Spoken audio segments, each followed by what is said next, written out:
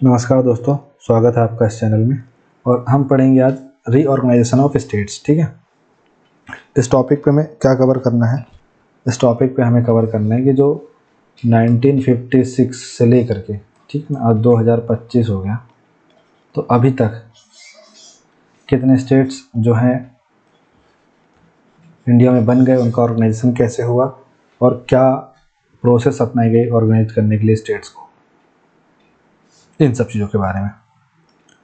तो जैसे कि आप देखिएगा कि गुलार घाट चैट जीपीटी बड़ा अजीब सा मैप बनाता है ना। तो ये जो अपना, ठीक है, मतलब प्रॉपरली नाम सही नहीं लिखा, पर जो अपना मैप है तो इसमें ये जो स्टेट्स बने, ठीक है, ये इतना, ये तो एरिया तो इतनी रहता 3,08,252, ठीक है, पर इसमें चीज़ें पलटती रहती हैं, इसके अंदर उथल पुथल होता रहता है।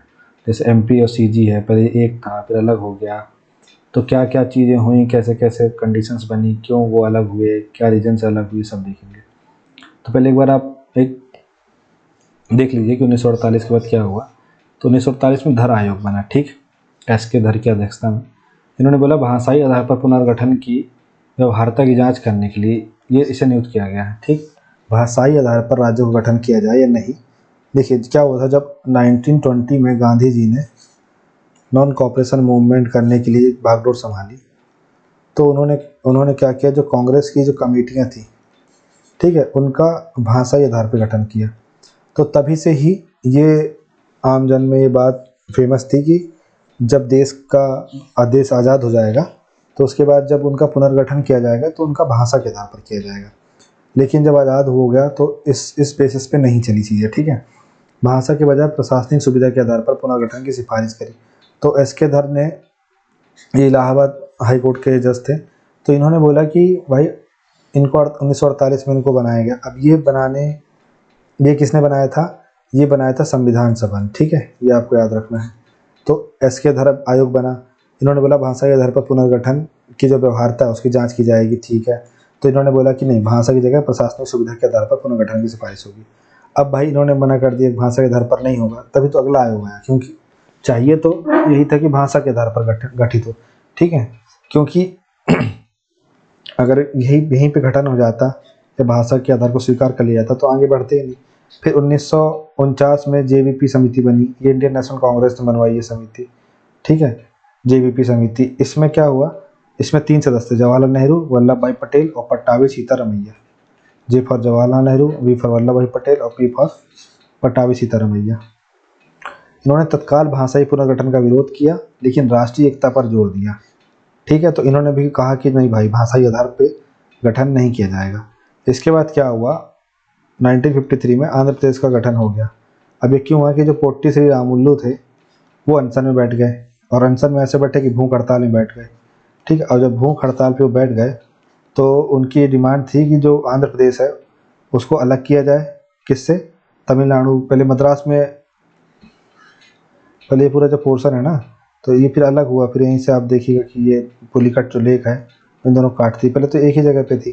तो आंध्र प्रदेश का गठन हुआ भाषाई आधार पर। पहला क्या हुआ, ये जो पोट्टी श्री रामुलु थे, ये साबरमती में रहते थे महात्मा गांधी के साथ ही, मतलब महात्मा गांधी के पक्के चेले थे। अब ऐसा था कि जो भाषाई आधार पर, जैसे मैंने बताया कि यहाँ पे कांग्रेस कमेटी का गठन भाषाई आधार पर हो रहा था, क्षेत्रीय जो गठित हो रही थी, ठीक है।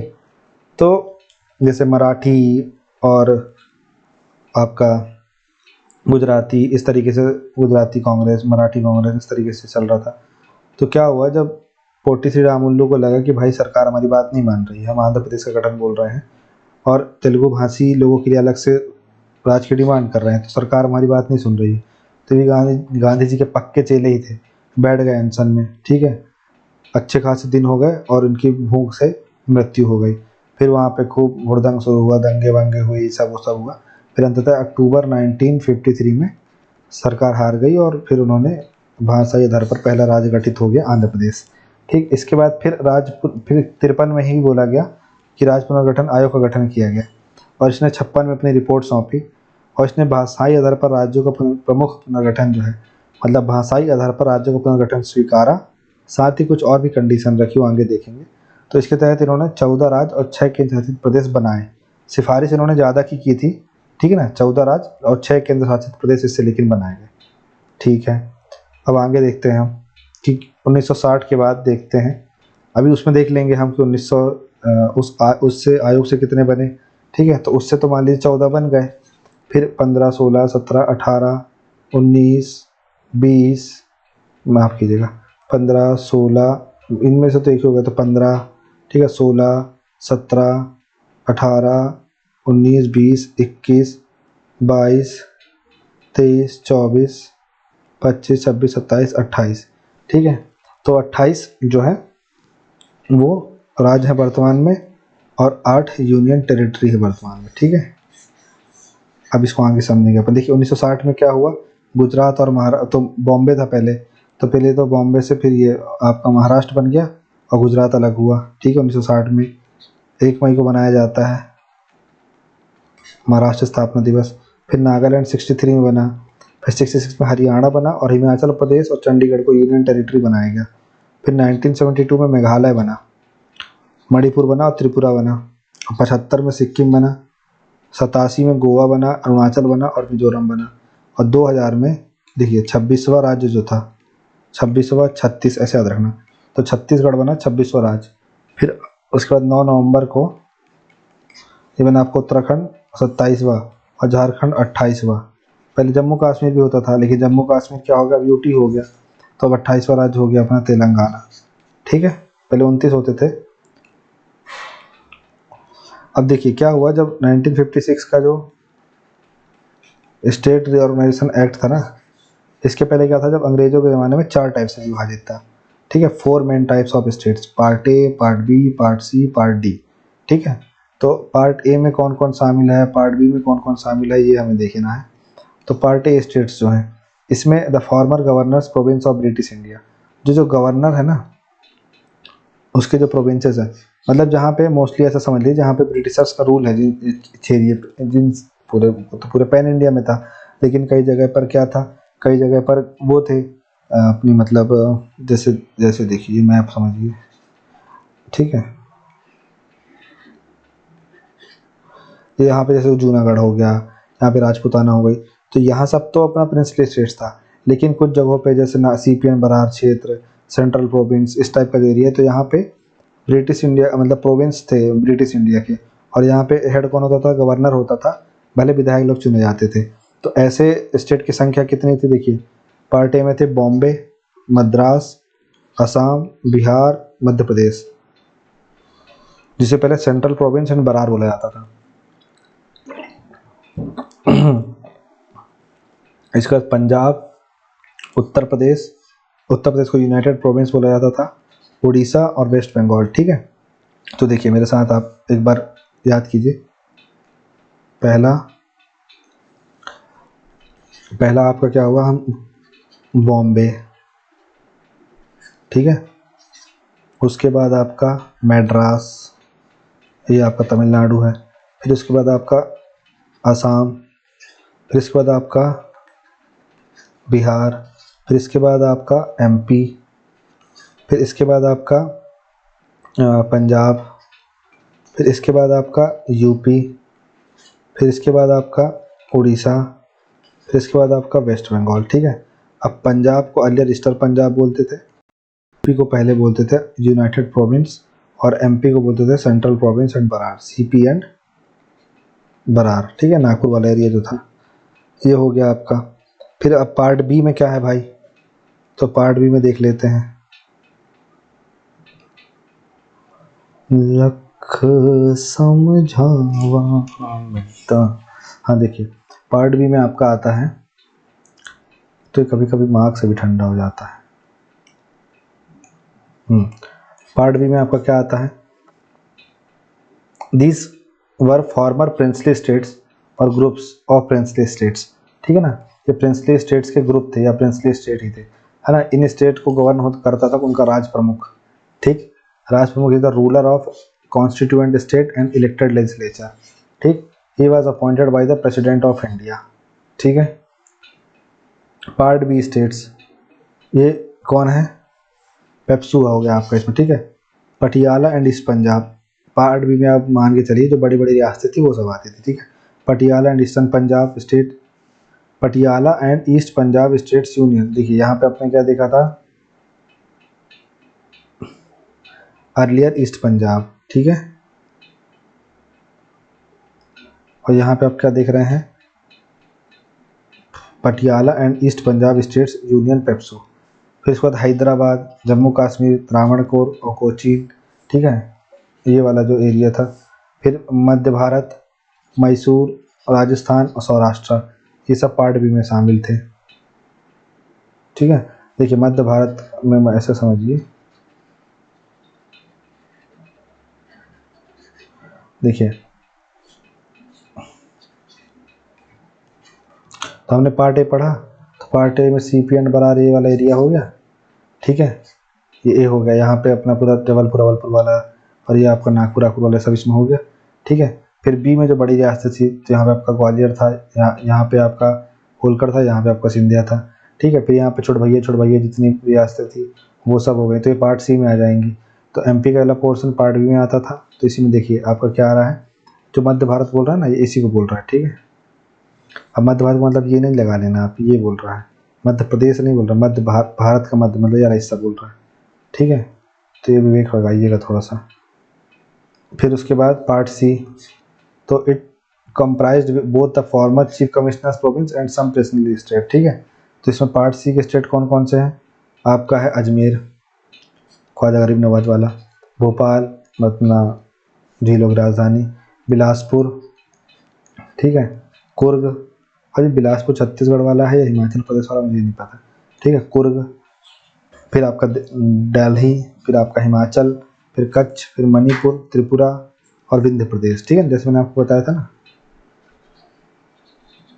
एमपी का मैप सबसे बढ़िया मैप है, ठीक है। तो ये ऐसा BCA करते हैं ना, बैचलर ऑफ कंप्यूटर एप्लीकेशन, तो BCA कर दीजिए।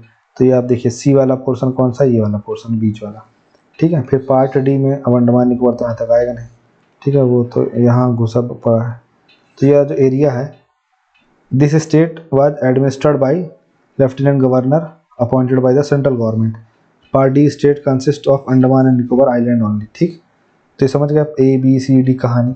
फिर ABCD की कहानी ख़त्म कर दी गई और राज्य पुनर्गठन अधिनियम 1956 लाया गया। स्टेट रीऑर्गेनाइजेशन एक्ट 1956, यह एक ऐतिहासिक कानून था जिसमें भाषाई सांस्कृतिक असमानताओं के आधार पर राज्यों का निर्माण करने के लिए भारत की आंतरिक सीमाओं का पुनर्गठन किया। इसने क्षेत्रीय आकांक्षाओं को संबोधित करने और प्रशासनिक दक्षता में सुधार करने में महत्वपूर्ण भूमिका निभाई, ठीक है। मतलब भाषाई और सांस्कृतिक समानताओं के आधार पर राज्यों का निर्माण करने के लिए भारत की आंतरिक सीमाओं का पुनर्गठन किया इसने। अब पृष्ठभूमि देखिए, स्वतंत्रता के बाद भारत को प्रांतों, रियासतों और क्षेत्रों का एक जटिल नक्शा विरासत में मिला। भाषा के आधार पर राज्यों की क्षेत्रीय मांगें मजबूत हुई, खासकर 1952 में पोटी श्री रामुलु की मृत्यु के बाद, जो एक अलग आंध्र प्रदेश राज्य के लिए भूख हड़ताल कर रहे थे। परिणाम स्वरूप 53 में फजल अली के नेतृत्व में राज्य पुनर्गठन आयोग बना, जिसके सदस्य KM पडिक्कर और हृदयनाथ कुंजरू थे, ठीक है। तो आपको मान लीजिए स्टेट रीऑर्गेनाइजेशन एक्ट आ जाता है 56 कितने नंबर में, 2 मार्क्स में। तो आपको लिखना है, अब ये नहीं लिखना है कि 1956 में गठन हुआ, ठीक है, वो तो दिया ही है। आपको इसमें लिखना है कि इसका गठन किस लिए किया गया था। इसका गठन किया गया था ताकि भाषाई और सांस्कृतिक समानताओं के आधार पर राज्यों का निर्माण किया जा सके, ठीक है।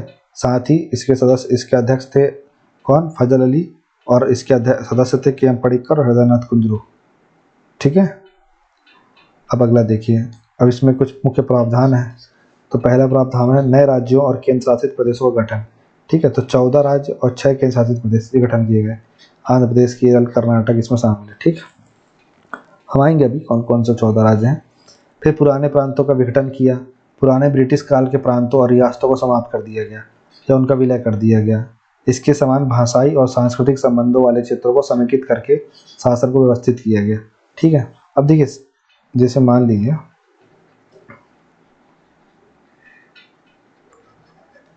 अब देखिए यहाँ से अपना जैसे छत्तीसगढ़ है ये, ठीक है, जुड़ा हुआ है।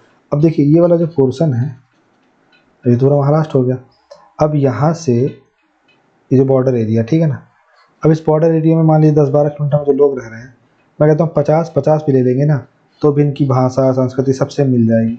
तो भाई ऐसा नहीं, ये पॉलिटिकल बाउंड्री है, ये पार करके ऐसा नहीं हुआ कि यहाँ यहाँ अभी वो लड़का लड़की बोल रहा था, यहाँ टूरा टूरी बोलने लग जाएगा, मतलब छत्तीसगढ़ी भाषा बोलने लग जाएगा, ये सब नहीं होगा, है ना। कि यहाँ जिया जी बोल रहा था, यहाँ भाटो बोलने लग जाएगा। तो ऐसा नहीं हो रहा है कि बाउंड्री कूद गई तो भाषा बदल गई। वो तो यहाँ वाला व्यक्ति हो सकता है यहाँ की बोल रहा हो, यहाँ वाला यहाँ की बोल रहा हो, तो भाषा को नहीं पता है कि अब सीमा लग गई है, ठीक है, लेकिन लोगों को तो पता है ना। तो इसलिए इस तरीके से राज्यों का गठन किया गया है कि बड़ा से बड़ा क्षेत्र जो है कवर हो जाए, और ताकि लोगों को भाषाई और सांस्कृतिक जो संबंध है उनको भी खराब ना हो, वो भी बरकरार रहे। फिर ये जो क्या हुआ था, जो भाई BCA बताया मैंने, है ना, BCA और D तो यहाँ था अपना अंडमान निकोबार। तो ये जो BCA वाला सिस्टम है ना, ये निपटा दिए, ठीक है। फिर इनको अच्छे से इंटीग्रेटेड कर दिए, जो प्रिंसली स्टेट थे उनको भी राज्य बनाए सीधे, है ना, और जो बड़े थे उनको भी तो तोड़ ताड़ के सही किए।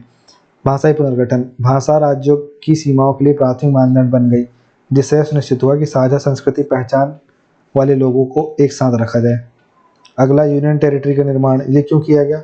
रणनीतिक महत्व या विविध आबादी वाले कुछ क्षेत्रों को बेहतर प्रशासनिक नियंत्रण के लिए यूटी, यूनियन टेरिटरी मतलब केंद्र शासित प्रदेश के रूप में नामित किया गया, जिसमें दिल्ली, अंडमान निकोबार द्वीप समूह और लक्षद्वीप शामिल थे।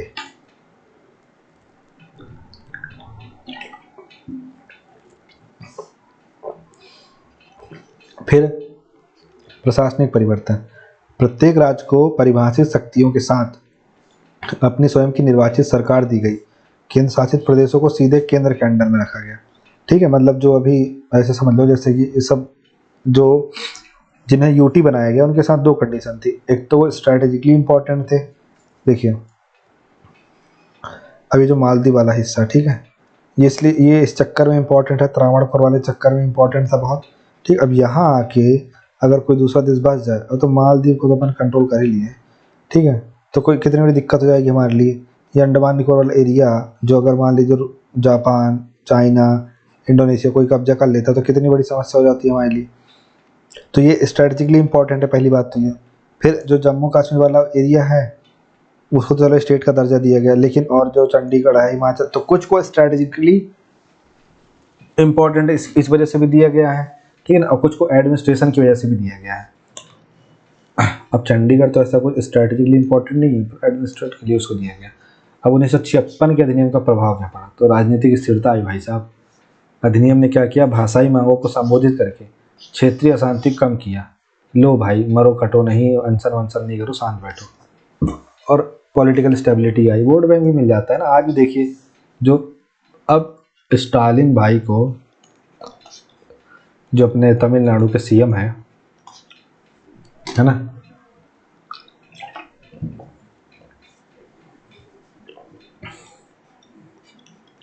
जो साउथ की हीरो होते हैं ना, जैसे रजनीकांत की शिवाजी पिक्चर में जो विलन रहता है जिसको बोलता है हिला डालाना, वैसे ही दिखते हैं वो भी। तो जो स्टालिन है, तो अब देखिए जो स्टालिन है वो अब क्या कर रहे हैं, वो कितना हिंदी का विरोध कर रहे हैं, ठीक है। ये हम पढ़ेंगे कि धर्म, भाषा, जाति, लिंग, इन सब की भूमिका क्या होती है पॉलिटिक्स में। तो कितना हिंदी का विरोध कर रहे हैं इसमें, ठीक है। अभी वक्फ बिल का भी विरोध करने लगे हैं, ठीक है। अब भले वक्फ बिल का ABCD ना आता हो, पर विरोध करेंगे, हिंदी का विरोध करेंगे। क्यों करेंगे, वोट लेना है भाई, ठीक है। वो तमिल बनेंगे तभी तो वोट मिलेगा।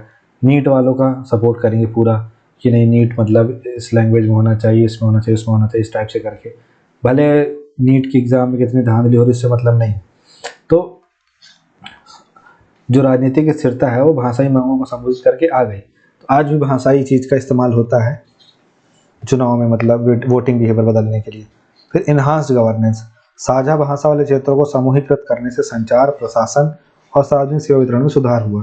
तीसरा, नेशनल इंटीग्रेशन, इसने क्षेत्रीय विवादों को हल करके और सांस्कृतिक गौरव को बढ़ावा देकर भारत की एकता को मजबूत किया। फिर भविष्य के बदलावों की नींव, इस अधिनियम ने गुजरात, हरियाणा, तेलंगाना के निर्माण जैसे भविष्य के पुनर्गठन के लिए एक मिसाल कायम करी, ठीक है। इसके बाद सांस्कृतिक मान्यता, भाषाई पहचान का सम्मान किया, एकीकृत भारत के ढांचे के भीतर सांस्कृतिक विरासत को मजबूत किया गया। अब कुछ ना कुछ तो बेस चाहिए था डिवीजन करने के लिए, तब यही बन गया। अच्छा हुआ धर्म के आधार पर नहीं हुआ, भाषा के आधार पर, ठीक है। लिस्ट ऑफ 14 स्टेट्स क्रिएटेड 1956, ठीक है। तो आंध्र प्रदेश, ये तो याद ही रखना, इसके लिए मर गए बेचारे वो। असम, बिहार, अच्छा आंध्र प्रदेश की राजधानी अमरावती, असम की दिसपुर, बिहार की पटना, बॉम्बे, फिर बाद में महाराष्ट्र गुजरात में बट गया, गुजरात बना 1960 में आपका, ठीक है। जम्मू कश्मीर श्रीनगर, केरला त्रिवेंद्रम, ठीक है। मध्य प्रदेश भोपाल, मद्रास, फिर तमिलनाडु बन गया बाद में चेन्नई, मैसूर, बाद में कर्नाटका बन गया बेंगलोर, कैपिटल हुई इसकी उड़ीसा, रिटर्न उड़ीसा, उड़ीसा की कैपिटल भुवनेश्वर, पंजाब चंडीगढ़, राजस्थान जयपुर, ठीक है ना। उत्तर प्रदेश लखनऊ, और वेस्ट बंगाल आपका ममता दीदी, ठीक है। क्या है वेस्ट बंगाल कैपिटल? कलकत्ता, ठीक है। तो 14 स्टेट कौन कौन से बने? आंध्र प्रदेश, असम, ऐसे देख लेते हैं अपन। थोड़ा सा इंडिया का मैप बनाने में दिक्कत तो जाती है, पर कोई बात नहीं, यहाँ पास हो दिक्कत जाती है।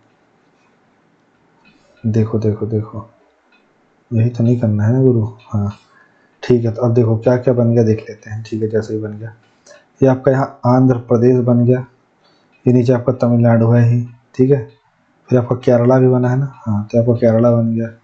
ये आपका बेंगलोर कर्नाटका हो गया, ठीक है। ये साउथ के स्टेट बना दिए। फिर यहाँ पे भाई साहब ये गुजरात बन गया, sorry sorry sorry sorry sorry sorry, ये पूरा एक ही था, मतलब ये आपका पूरा यहाँ तक था, जिसमें पूरा शामिल है, गुजरात महाराष्ट्र दोनों शामिल है, ठीक है। फिर आपका यहाँ पे JNK बना हुआ है। फिर आपका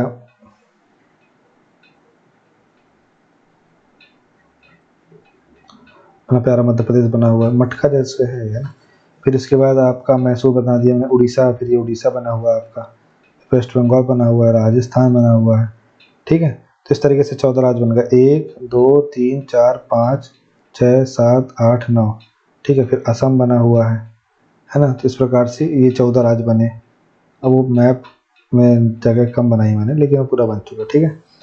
इसके मतलब आंध्र प्रदेश, असम, बिहार, बॉम्बे, जम्मू कश्मीर, केरला, मध्य प्रदेश, मद्रास, मैसूर, उड़ीसा, पंजाब, राजस्थान, यूपी, वेस्ट बंगाल, ये सब चीज़ें बनी हैं अपनी, ये 14 स्टेट के अंदर ये सब आते हैं जो बने हैं।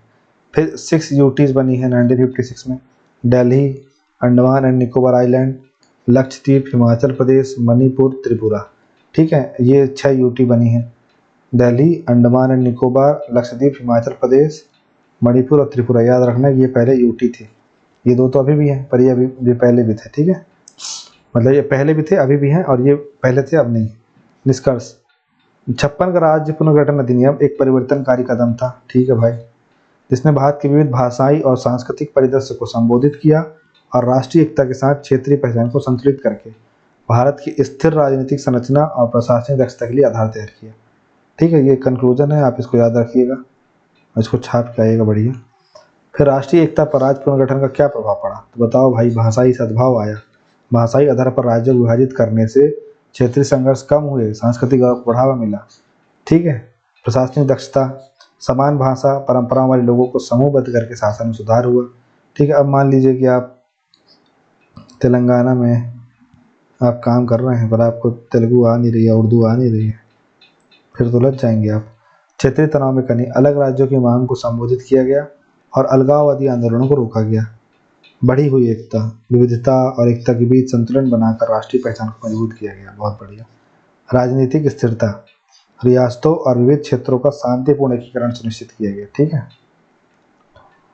इसके तत्पश्चात कुछ पॉजिटिव इम्पैक्ट भी पड़े हैं, जैसे कल्चरल कंजर्वेशन हुआ, स्थानीय भाषाओं परंपराओं सांस्कृतिक गौरव को मजबूत किया इसने। भावनात्मक एकता, लोगों ने अपने राज्य के साथ साथ साथ अधिक निकटता से पहचान बनाई, जिससे सामाजिक सामंजस्य बढ़ा। फिर प्रशासनिक दक्षता, प्रशासन में सुधार हुआ क्योंकि अधिकारी स्थानीय लोगों के साथ आसानी से संवाद कर सकते थे। क्षेत्रीय भाषा शिक्षा को बढ़ावा दिया, साक्षरता को बढ़ावा दिया। संघर्ष में कमी, भाषाई मांगों को संबोधित किया, अलगाववादी तनाव को कम किया, ठीक है। अब कुछ नकारात्मक भी हैं, तो आप देख लीजिए। क्षेत्रीय राजनीति का उदय हुआ, तो ये नकारात्मक इस सेंस पे नहीं है कि क्षेत्रीय राजनीति का उदय हो गया, ये इस सेंस पे है नकारात्मक कि अब फिर छोटे छोटे राजनीतिक दल भाषा का मुद्दा बना बना करके राष्ट्र एकता को चुनौती देते हैं। ठीक है, अब देखिए 22 भाषाएं जो हैं वो तो सिर्फ उसमें है, आपकी जो 22 भाषा है ना वो शेड्यूल है अनुसूची 8 में। ठीक है, अब अगर ऐसे असमिया, बंगाली, बोडो, डोगरी, मैथिली, संथाली, अब इस हिसाब से बोले भोजपुरी वाले बोले हमारा अलग कर दो, मिथिला वाले अलग बोल दो हमारा कर दो, ठीक है ना, बोडो वाले अलग बोले, डोगरी वाले अलग बोले, तो ऐसे तो हो नहीं पाएगा। फिर अंतर्राज्यीय विवाद, राज्यों के बीच सीमा, जल और संसाधन संघर्ष उभरे। ठीक है, भाषा, अब किसी के यहाँ किसी के यहाँ नदी का ओरिजिन आ गया, किसी का एंड पॉइंट आया, किसी का यहाँ बीच पहुंचा ही नहीं, तो लड़ झगड़ रहे हैं। भाषा का प्रभुत्व, कुछ प्रमुख भाषाओं ने अल्पसंख्यक बोलियों को पीछे छोड़ दिया।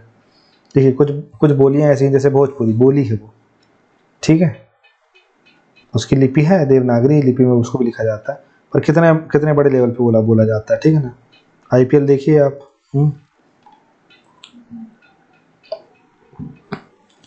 रहुआ। फिर आर्थिक असंतुलन, भाषाई विभाजन ने कभी कभी आर्थिक सहयोग में बाधा उत्पन्न करी। फिर भावनात्मक विभाजन, मजबूत भाषाई पहचान ने कभी कभी हम बनाम वे मानसिकता को बढ़ावा दिया। मतलब आप चले जाइए, आप थोड़ा सा कभी तीर्थ यात्रा में जाइएगा, कभी आप ना श्रीशैलम चले जाइए या रामेश्वरम चले जाइए, केरला चले जाइए, आंध्रा चले जाइए, वो बालाजी के यहाँ, आपके मुँह से हिंदी निकला, आप कैसे देखेंगे जैसे लगता है जम्मू कश्मीर से कोई आ गया हो, जैसे हम जम्मू कश्मीर वालों देखते थे कि लगता है सेव लेके घूम रहे हैं क्या। तो ये तमाम चीज़ें हैं जो हमने इस टॉपिक पढ़ी स्टेट रीऑर्गेनाइजेशन के अंतर्गत। अब आप भाई साहब आप इसको बहुत अच्छे से 1-2 बार पढ़ लीजिएगा, आपका बहुत अच्छे से हो जाएगा। ठीक है ना, तो thank you so much for watching this video, have a nice day.